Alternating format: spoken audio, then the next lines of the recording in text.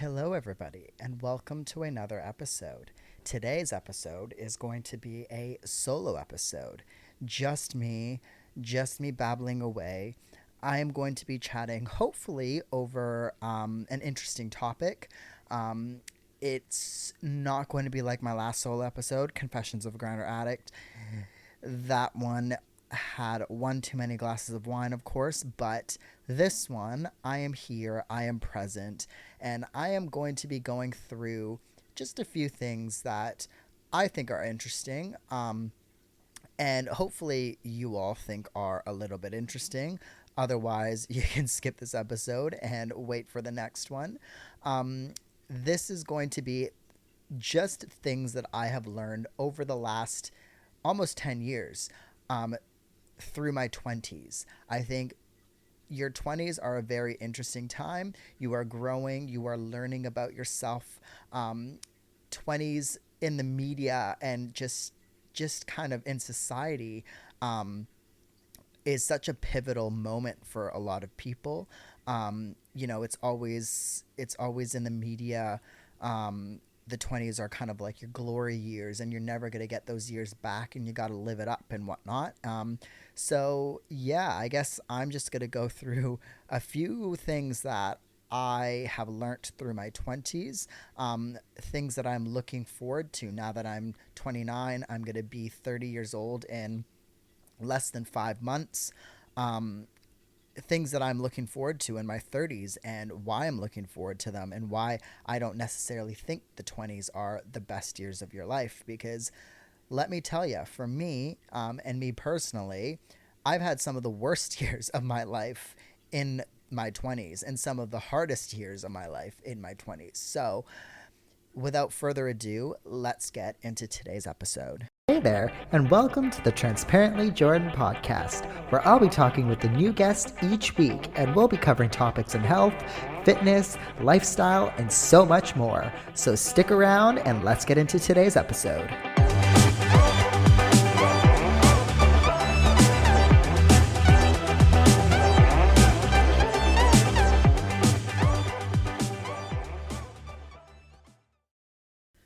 Now, I think there's always this old way of thinking when you think about the 20s, when you think about where you're supposed to be in life.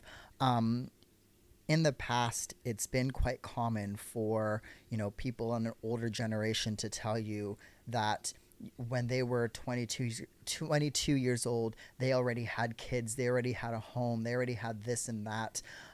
It's quite common for you to see in the media, you know, on TV shows, people in that same situation.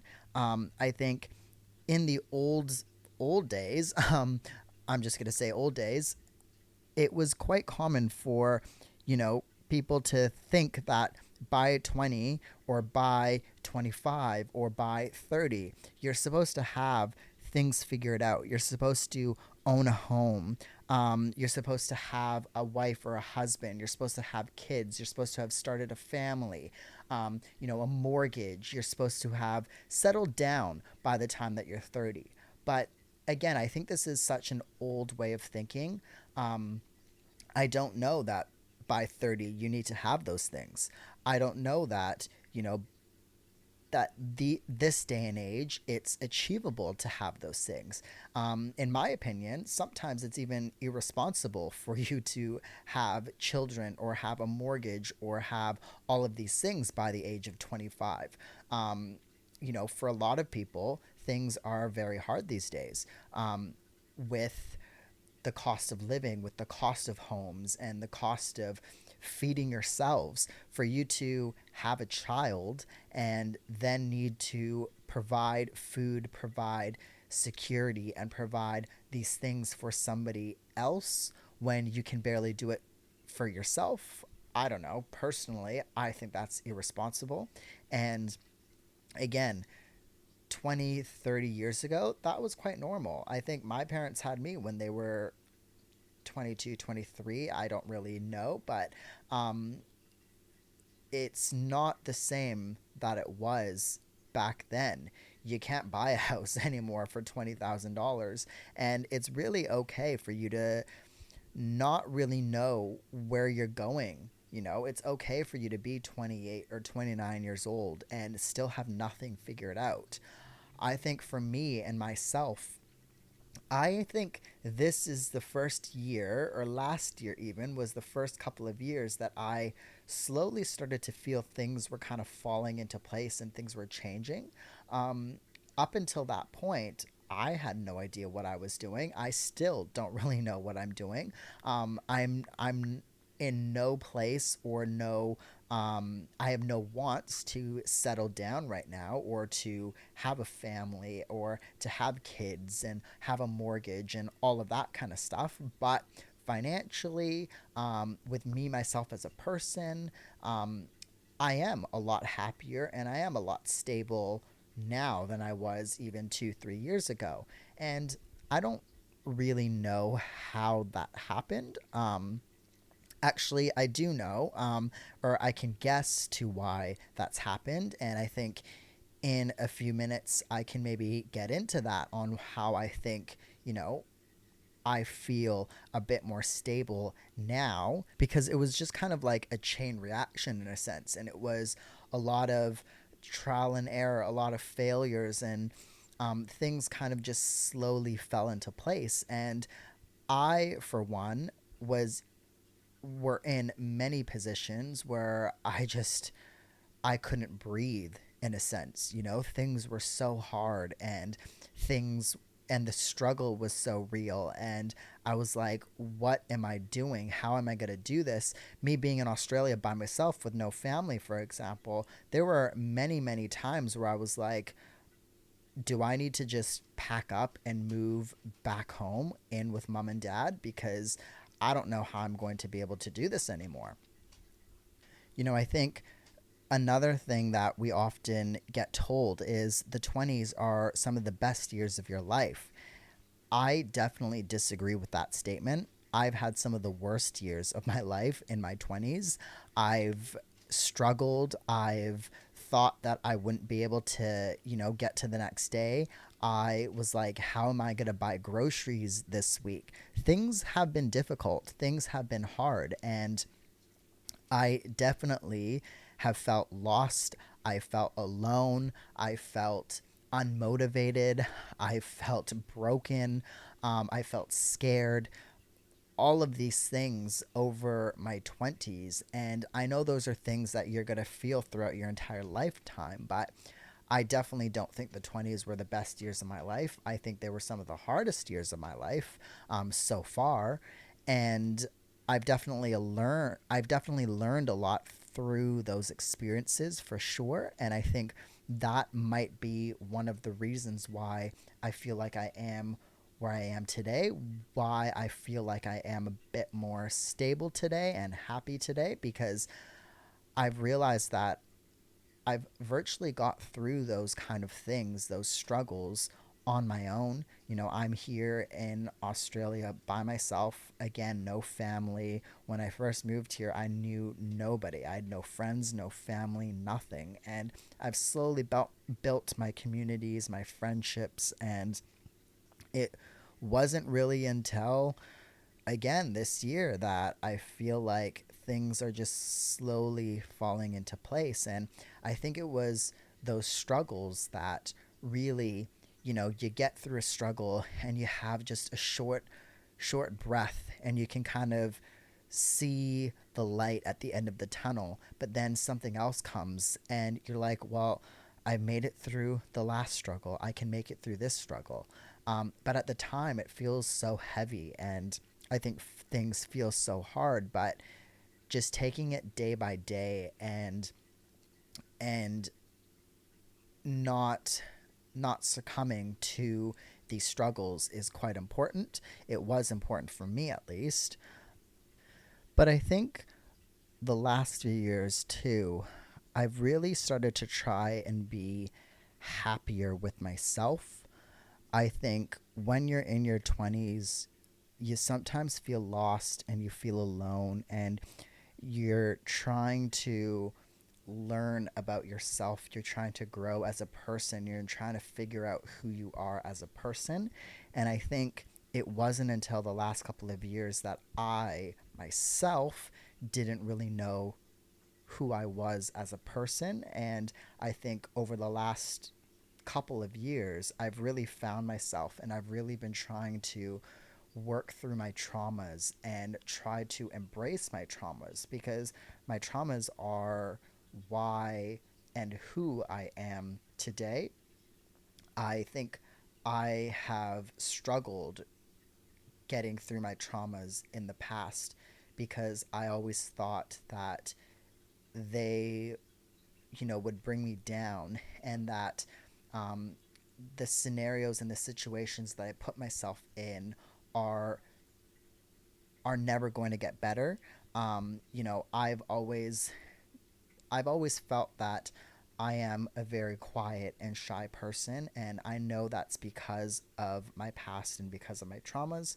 I think going and being bullied for years and years and years, all throughout elementary school, all throughout high school, it taught me to put my head down, to not be seen, to not be heard. Because if you are seen and if you are heard, then people are not going to like you. People are going to make fun of you. People are going to, break you down. So I put up these walls, and I've built these walls, and I've kind of taught myself to, be quiet, to not voice my opinion, to not talk, to be shy. If I'm in group scenarios, to just not say anything, to not contribute, because, I think subconsciously there's still this fear that people are going to think I'm stupid. People are going to put me down. People are going to make fun of me. People are going to think I'm weird. And it wasn't until the last couple of years that I've really tried to work on that, and I've really tried to embrace the weirdness and embrace myself. Um, because I think I now realize that I'm not going to be everybody's cup of tea. Not everybody's going to like me. Not everybody's going to want to be my friend. Um, but that doesn't mean that I need to quiet myself. That doesn't mean that I need to, not voice my opinion. That doesn't mean that I, can't be out in social gatherings and be me, So I think it wasn't until I started focusing on these past traumas that I really started to once again be more happy with myself, be more confident in who I am as a person, and again, just be okay with being weird and with having my likes and having my needs and my wants and putting my needs and my wants first. I think, yes, it is quite easy. I don't have kids. I don't have a family here in Australia. It's just me. So I can put my needs and my wants first. But I think that's also okay to put your needs and your wants first, and to say no to plans with friends, or to say no to things that don't work towards your goals. I don't go out in the evenings. Drinking is not my thing. I haven't had a sip of alcohol in probably over a year. And when I first moved here, it was the same. I didn't have a sip of alcohol for years, really. But then when I first moved here, I think I was 23 years old. Um, I was again growing as a person, and I I had a lot of people kind of talk behind my back, you know, say things like, "I'm so weird. I don't get how I spend so much time in the gym. I don't get how I don't drink. I don't get how you go to social gatherings and you're sober." Um, and unfortunately, I fell into peer pressure, and I didn't want to be that weird, strange person anymore. So I started drinking, and I knew I didn't like it. I knew that wasn't me, but I did it anyways. And it wasn't again until the last couple of years that I realized, wait a minute, I don't need to do that. I don't need to impress anybody. I don't need to make anybody else happy. If people want to talk behind my back and call me weird and call me strange because I like to run marathons, because I'm training for a triathlon, because I wake up at 4 a.m. to train, because, my life is training, then so be it. I don't really give a shit anymore. Um, and it wasn't until I had that mentality of not really giving a shit and embracing the strange and embracing the weird that again I became a bit more happy with myself. And I think that's when things slowly, like I was saying, fell into place. This past 6 months have been some of the biggest months in my life. I've had some pretty huge accomplishments in the last 6 months, um, all that have happened kind of around the same time. And it's I'm I've been trying to reflect back and trying to think how, you know, in July I ran 7 back-to-back marathons, um, in 7 consecutive days. How I finished that, how I ran my eighth marathon in Sydney and got a personal best, how I bought a brand new car this year, how I became a permanent resident in Australia, how I am a little bit more comfortable and a little bit more financially free.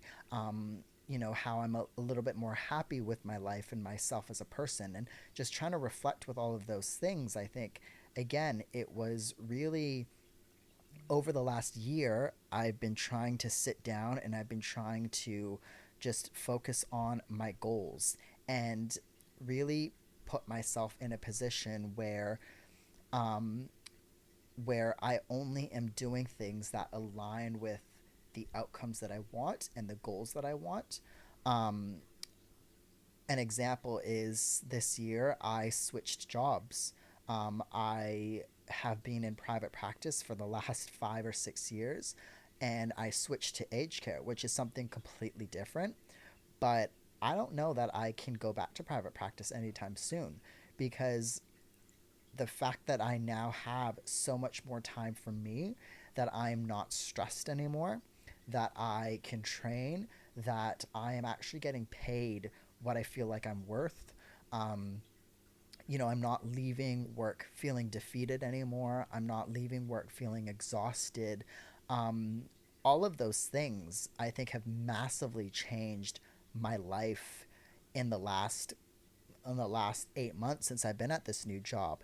Um, Work is something that, we spend half of our lives at a job. And I think I always told myself, and I did always like the jobs that I was in. I never had an issue with them. But I think putting myself in a position where being more confident and being more direct with my goals, being more direct with, you know, trying to fight for myself has really paid off in the last 8 months. And again, I feel like I'm getting paid what I feel like I'm worth.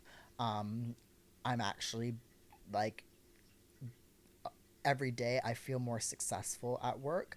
Um, I am so busy at work, like having to close initial portals, not taking on new clients because I'm so busy.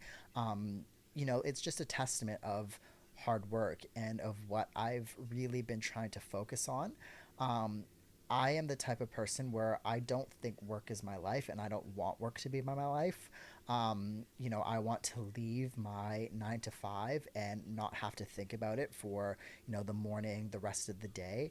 And I'm now in a position where I can do that and where I'm not thinking about it constantly, which I think has really put such a massive emphasis on why I'm so much happier this last 8 months and why I have been more successful in the other things that I'm doing, like the 7 marathons that I ran, like my training, like working on myself and my mental health and being happy with myself as a person.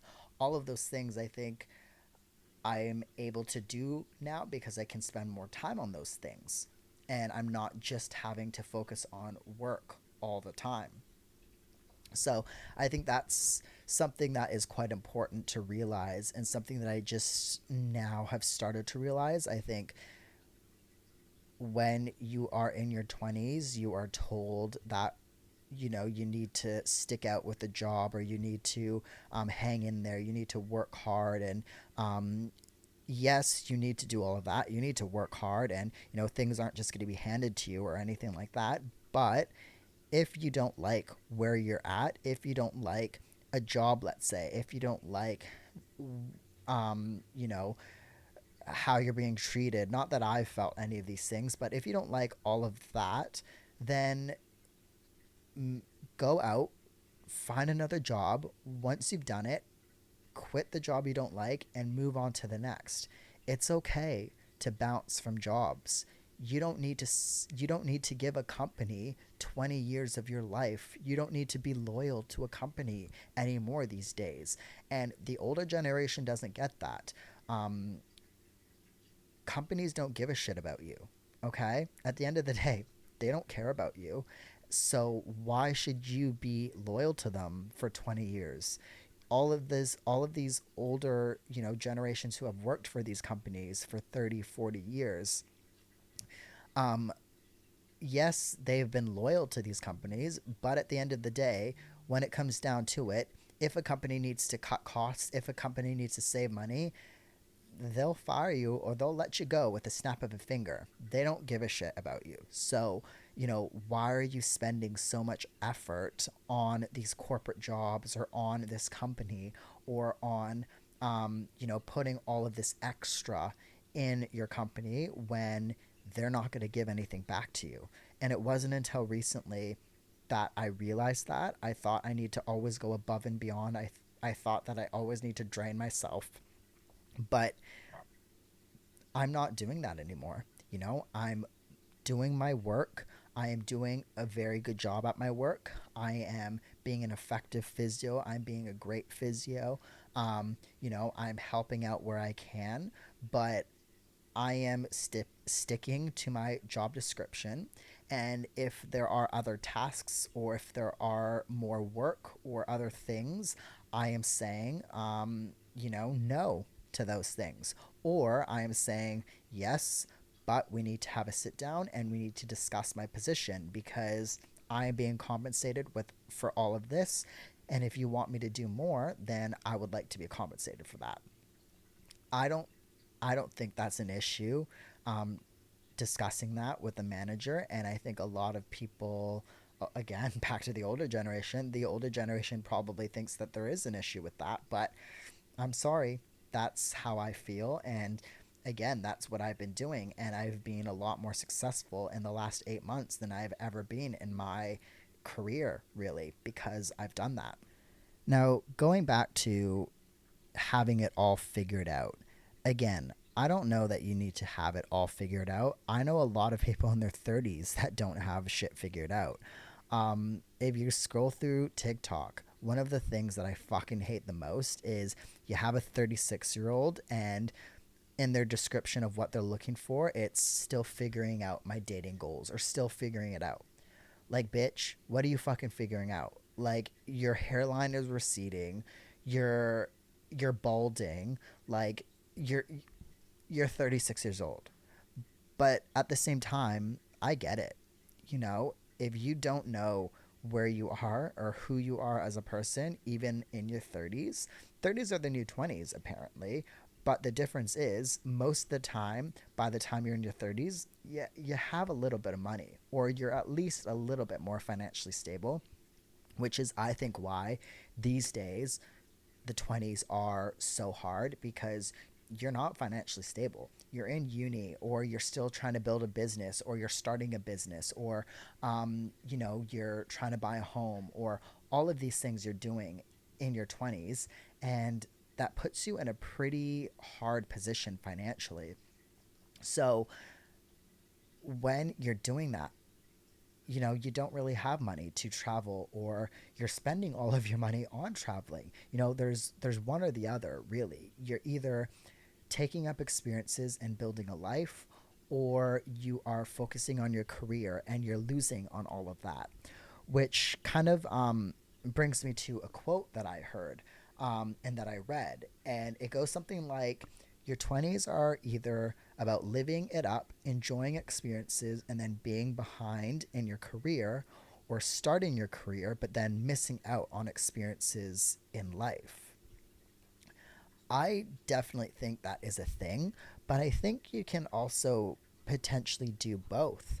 I think one thing that I've learned in my 20s and one thing that I've learned in the last couple of years is that you can do both. I think the first part, where it's one or the other, is definitely something that I thought in the beginning, but now I'm kind of like, well, maybe not. I think if we put ourselves in a position where, again, we don't feel the need to go over and above our job description, or we don't feel that we need to spend 14 hours a day at our job. I think i think you can definitely have some of the other things. You can spend time with friends, you can have those experiences, you can use your annual leave and go travel, you can build up these memories. And it wasn't until recently that I really understood that.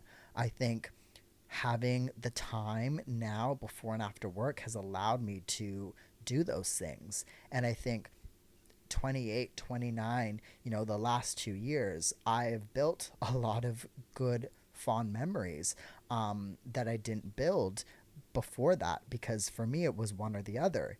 Back when I was in Canada, when I was 20, 21, 22 years old, I thought, nah, I want to travel. I want to build these experiences. And, I had a bunch of casual and part time jobs to try and fund those things. But I wasn't saving and I wasn't thinking about the future and this and that. And then I moved to Australia, and it was the second half. I got my master's degree, and then I started working full time, and I was exhausted, and thought, okay, I need to focus on my career. I need to put my head down and work. And I'm so exhausted, I don't have time to do all of these other things. But I think when I stopped that way of thinking, it really allowed me to grow, because I'm now experiencing things. I don't have the stresses, and I don't have the stress in life, and I really appreciate that, and I really love that.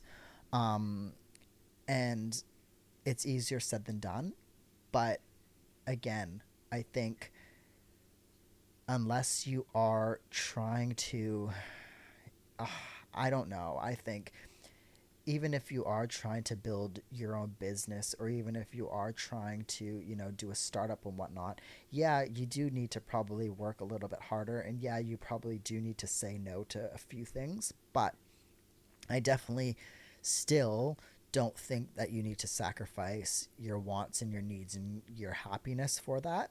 um, I think there are always ways. If you make time, you're going to have fun. You know what I mean? Like, everybody, regardless of where you are in life, regardless of what you're focusing on, everybody is going to make time for things that they want to do.